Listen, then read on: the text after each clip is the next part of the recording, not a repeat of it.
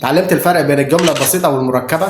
دلوقتي اقول لك على الجملة المعقدة، بس متقلقش سهلة جدا. يعني ايه complex sentence؟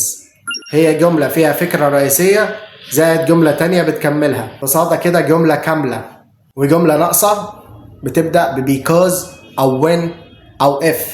هنقول مثال: because it was raining outside we stayed at home. عشان هي بتمطر بره احنا قعدنا في البيت. مش هقلبها we stayed home because it was raining. يعني because it was raining لوحدها مش كفاية.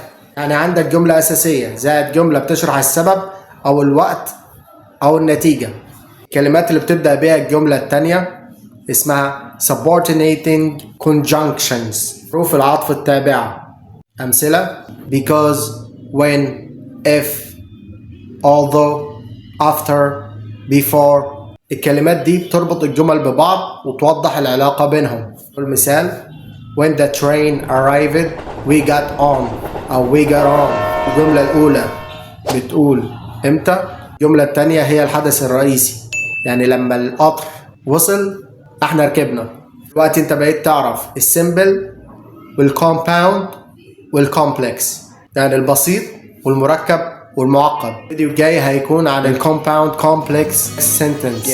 اوعى يفوتك. خليك جرامر هيرو. Mr. Mounty back here, baby.